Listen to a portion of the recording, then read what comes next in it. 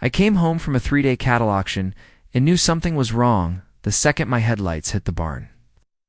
The doors were wide open. I'd never leave them open, ever. I got out and smelled it smoke.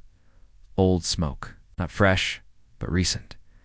I ran inside, and my heart dropped. My feed storage was destroyed. Hay bales burned down to black stumps. Grain bags ripped open and torched. $15,000 in cattle fee gone. Someone had been on my property while I was gone and burned my livelihood. I grabbed my shotgun and walked the property. It's when I found the tire tracks. Expensive SUV treads. The kind from the luxury HOA next door that's been harassing me for 2 years about my ranch lowering their property values. They'd cut my gate chain and drove right in, so I checked my security cameras, and there he was, Richard, the HOA president, standing in my barn with 2 other board members, pouring gas on my hay, lighting it on fire, laughing, actually laughing. While my feed burned, he said loud enough for the camera to catch it, "That'll teach him to leave." I called the sheriff, showed them the footage. All 3 were arrested for felony arson before sunrise. But here's the part that made me smile. The judge sentenced them to community service. 300 hours each on working ranches. Richard spent his weekends mucking stalls and hauling hay. He tried to burn my ranch down. Now he spends every weekend working on one. My family's had this ranch for 63 years. Started with my grandfather in 1962. 50 acres. Small by Texas standards, but it's ours. 50 head of cattle, good grazing land, a barn my grandfather built with his brothers, and a ranch house that's seen 3 generations grow up under its roof. It's not fancy. The barn's old wood, weathered gray, but solid. The fences are maintained, the pastures are rotated properly, the cattle are healthy. This is a working ranch. Always has been. And it works because we do things right. 3 years ago, everything next door changed. A development company bought 200 acres and put up Meadowbrook Estates, luxury homes, brick and stone, manicured lawns, a community pool, and a gate with a code you punch in like you're entering a bank vault. The complaints started within a month. First letter came from the HOA president, a guy named Richard. Said residents were concerned about agricultural odors from my property. Asked if I could explore options for odor mitigation. I didn't respond, because you can't mitigate the smell of cattle. It's a ranch. It smells like a ranch. Second letter came 2 weeks later. It's time about dust. Apparently my tractor kicked up dust when I drove it across the property, and it was affecting air quality in the community. I threw that one in the trash too then. Came the violations. Printed on HOA letterhead like they had authority over my land. It's fines for unsightly equipment because I parked my tractor near the barn. It's fines for unapproved structures because my 100-year-old barn didn't meet their aesthetic standards. Fines for noise pollution because my rooster crowed at dawn. I called them once, told them I wasn't part of their HOA, that my land was private, agricultural, zoned for livestock, and predated their community by 6 decades. The woman on the phone said, "All properties in the area are subject to community standards." I hung up. The fines kept coming. $50 here, $100 there. I didn't pay a single one. They had no legal right to my property. But that didn't stop them from acting like they did. Last month, I had to leave for 3 days. It's an annual livestock auction in Oklahoma. I go every year to buy new stock. It's routine. I load up the trailer, drive 12 hours, spend 2 days looking at cattle, and drive back. I didn't tell anyone in Meadowbrook I was leaving. Why would I? They don't get to know my schedule. I left on a Tuesday morning, locked the barn, fed the cattle extra, made sure everything was secure. The ranch could run itself for 3 days. It always had. I got back Friday night. Late, almost 11. Truck headlights swept across the driveway as I pulled in, and that's when I saw it. The barn doors were open. I never leave the barn doors open, ever. I killed the engine and sat there, staring. Something was wrong. I could feel it in my chest. That tight, cold feeling you get when you know something bad happened, but you don't know how bad yet. I got out slowly, walked toward the barn. That's when I smelled it. Smoke. Old smoke. Not fresh, but recent. Within hours I ran. The feed storage area was destroyed. Hay bales burned down to blackened stumps. Bags of grain ripped open and torched. The metal storage. Bins were dented, scorched, some tipped over. $15,000 in feed gone. The animals were spooked. I could hear the cattle moving restlessly in the pasture. My heart was pounding so hard I could feel it in my throat. Someone had been here. Someone had done this. Have you ever come home to find someone destroyed what you've worked years to build? It's not just anger, it's violation. Like someone reached into your life and tore pieces out just because they could. I walked back to the house, hands shaking, and grabbed my shotgun. 12 gauge. Kept it for coyotes and predators. Legal to own. Legal to defend my property with if I needed to. I wasn't planning to shoot anyone, but whoever did this might still be around. And I needed to know. I walked the perimeter of the barn, flashlight in one hand, shotgun in the other. That's when I saw the tire tracks. Fresh, deep treads. Not from a ranch truck or a work vehicle. Expensive SUV treads. The kind you see in Meadowbrook Estates driveways. I followed them to the fence line. Someone had cut the chain on the gate, just snipped it clean, and drove right onto my property. They'd burned my feed, destroyed months of work, put my animals at risk. They did it because they thought I was gone. What would you do if people burned your livelihood because they thought you weren't watching? I stood there in the dark, shotgun across my chest, staring at those tire tracks. My jaw was clenched so tight my teeth hurt. But my hands weren't shaking anymore, because now I knew. This wasn't random. This wasn't kids. This was intentional. Someone from Meadowbrook had done this. They were about to learn a very hard lesson about what happens when you mess with a working ranch. I pulled out my phone and called the sheriff. Then I walked back to the barn and checked the security camera I'd installed 6 months ago after the harassment started. And when I pulled up the footage, I saw exactly who'd burned my feed. 3 men, expensive clothes, standing in my barn with gas cans laughing. One of them was Richard, the HOA president. The sheriff's department sent 2 deputies. They arrived within 20 minutes, lights flashing, gravel crunching under their tires. I met them by the barn, shotgun leaning against the wall now, hands empty. You reported arson? The older deputy asked. Yeah, someone burned my feed storage while I was out of town. I've got it on camera. His eyebrows went up. You recorded it? Every second? I pulled out my phone and showed them the footage. Crystal clear. Daytime. 3 men walking onto my property through the cut gate. One carried a red gas can. Another had a lighter. The third held his phone up, recording like it was a damn celebration. They poured accelerant on the hay bales. Lit them, stepped back, and watched them burn. One of them, Richard, laughed and said loud enough for the mic to pick up, "That'll teach him to leave." The deputy's face went hard. Do you know these men? Yeah, that's Richard Kane, HOA president. From Meadowbrook Estates. Don't know the other 2 by name, but they're on the board. You're sure? Positive? I've got letters from him going back 2 years. The second deputy, younger, was already on his radio. We need units at Meadowbrook Estates. Suspects involved in arson and criminal trespassing.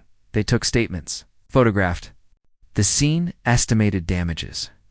$15,000 in feed. Destroyed equipment. Trauma to the livestock. And if the fire had spread to the barn, I could have lost everything. $200,000 in structures, equipment, and animals.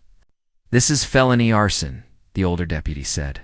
We're looking at serious time. Within 2 hours, all 3 men were arrested. Richard tried to claim he was inspecting the property for code violations. The footage showed him pouring gasoline and lighting a fire. His lawyer showed up before sunrise.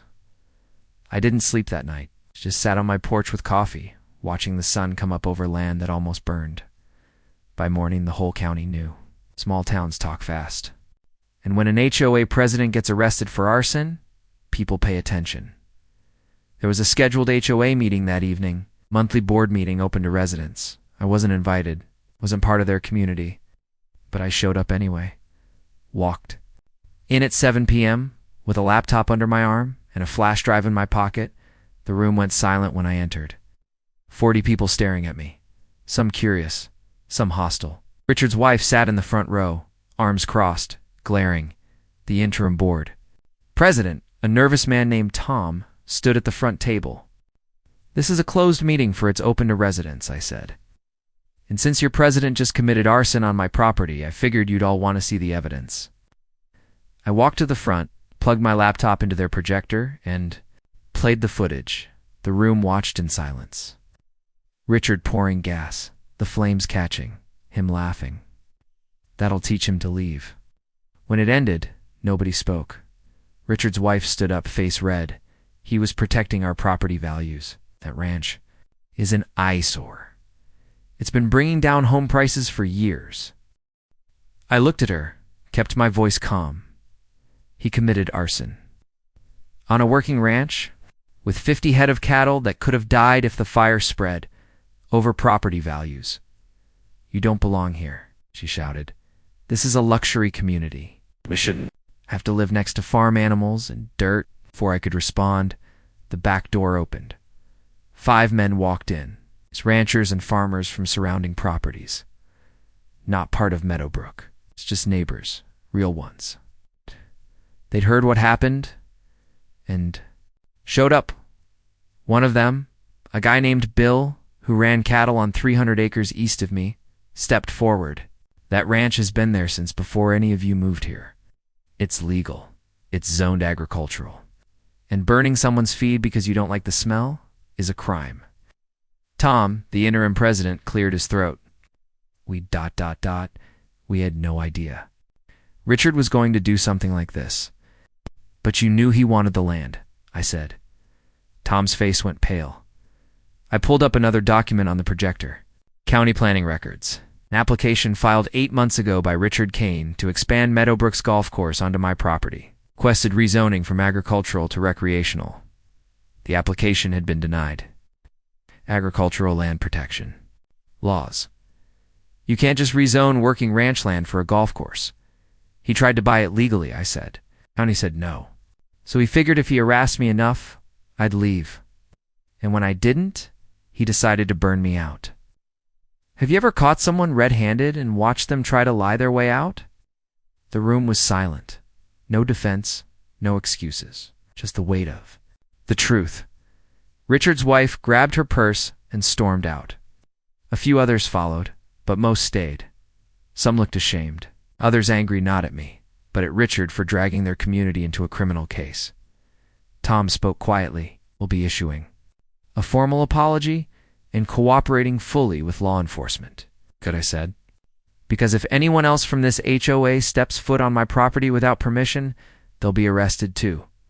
What kind of person burns someone's livelihood over a golf course? It's the kind who thinks money and gates make them untouchable. But Richard learned that night what every rancher already knows. Land doesn't care about your HOA rules, and neither does the law.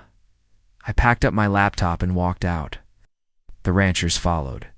We stood in the parking lot under the streetlights, and Bill clapped me on the shoulder. "You need help rebuilding that feed storage? You call us. We'll get it done." I nodded, couldn't speak for a second. Just nodded because that's what real neighbors do. They don't burn your livelihood. They'll help you rebuild it. The district attorney filed charges within a week. Felony arson, criminal trespassing, destruction of property, conspiracy. Richard and the 2 board members were released on bail, but their mugshots hit the local news the next day. The HOA removed them immediately. Emergency vote, unanimous. None of them would ever hold a board position again. I filed a civil lawsuit through my attorney. $50,000 for the destroyed feed, emotional distress, increased insurance, legal fees, and additional security measures. Not trying to get rich, just trying to get even. 3 days after the HOA meeting, a woman from Meadowbrook knocked on my door. Her name was Susan. She lived 4 houses down from Richard. She was holding a casserole dish and looked like she might cry. "I wanted to apologize," she said quietly. "Richard told us your ranch was neglected, that you were violating codes, that you were dangerous." I believed him. She looked down. I shouldn't have. I stood there for a moment, not sure what to say. This was the first person from Meadowbrook to actually acknowledge what had been done to me. Not through a lawyer, through an official statement. It's just person to person. I took the casserole. Thank you. He lied to all of us, she said. And some of us want to make it right. She and a group of residents organized a fundraiser over the next 2 weeks. Bake sales, a car wash, donations. They raised $8,000 and brought it to me in an envelope. When Susan handed it to me, my throat went tight. $8,000. They didn't have to do this. A lawsuit would handle the damages. They wanted to help anyway. I don't know what to say, I managed. Keep the ranch going, Susan said. A lot of us moved here because we thought we wanted luxury and gates. But watching you fight for this place reminded us what actually matters. The lawsuit settled before trial. The HOA's insurance covered the $50,000. Richard and the other 2 men paid $15,000 in restitution out of their own pockets. And they issued a public apology, printed in the county paper and posted on the HOA website. All 3 pled guilty to reduced charges. No jail time, but 2 years probation, 300 hours of community service. And here's the part that made me smile when my lawyer told me. Their community service had to be completed on working farms and ranches. Richard spent his weekends mucking stalls, hauling hay and mending fences. The judge assigned him to a cattle ranch 40 miles south. I heard through the grapevine that he complained constantly. Nobody cared. He'd burned someone's livelihood. Now he got to learn what actual work looked like. The new HOA board reached out a month later, asked if we could meet. I agreed cautiously. We met at a diner halfway between the ranch and Meadowbrook. They apologized. The real kind, not the corporate kind. Then they proposed a good neighbor agreement. They'd respect my agricultural operations, stop all complaints, acknowledge in writing that my land was private and outside their jurisdiction. In return, I'd keep the property maintained and address any legitimate safety concerns if they came up. I read it twice, looked at them across the table. Why should I trust this?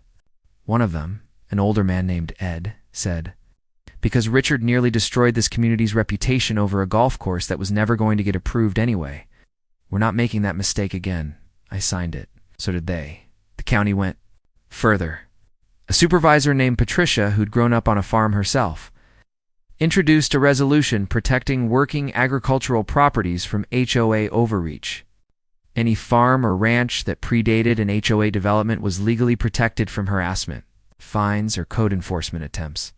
It passed unanimously. Made headlines. County passes historic farm protection resolution. I rebuilt the feed storage.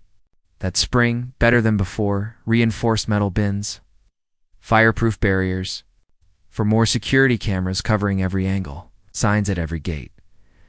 Private property, working ranch trespassers will be prosecuted. The cattle were fine, stressed at first, but animals are tougher than people think. They adapted. So did I. One evening, a few weeks later, I was checking fences when a car pulled up to the gate. Susan again, this time with a kid. Maybe 8 years old. A boy with a baseball cap and wide eyes staring at the cows. I'm sorry to bother you, she called. But my son's been asking about the ranch. He's never seen cattle up close. I told him I'd ask if maybe we could visit sometime. I walked over, looked at the kid. He was watching the herd like they were mythical creatures. You want to learn about ranch life? I asked him. He nodded, too shy to speak. All right. Come back Saturday morning, 8 a.m. Wear boots. His face lit up. Saturday, they showed up on time. I taught him how to feed cattle, check water troughs, walk through a pasture without spooking the herd. He asked 100 questions. I answered every one at the end. He looked up at me and said, "This is the coolest place ever." I smiled. Your grandparents probably grew up around places like this. It's good to remember where things come from. That night I stood on my porch watching the sun go down. The cattle grazed peacefully. The barn stood solid. The new feed storage gleamed in the fading light. The ranch was still here, still working. Still in my family. Richard had tried to burn me out, because he thought a golf course mattered more than 63 years of family legacy. He'd been wrong. And now everyone knew it. Justice doesn't always come from a gun. Sometimes it comes from standing your ground, telling the truth, letting the law do what it's supposed to do. And sometimes, the best revenge is just keeping what's yours and refusing to let anyone take it. The ranch isn't going anywhere, neither am I.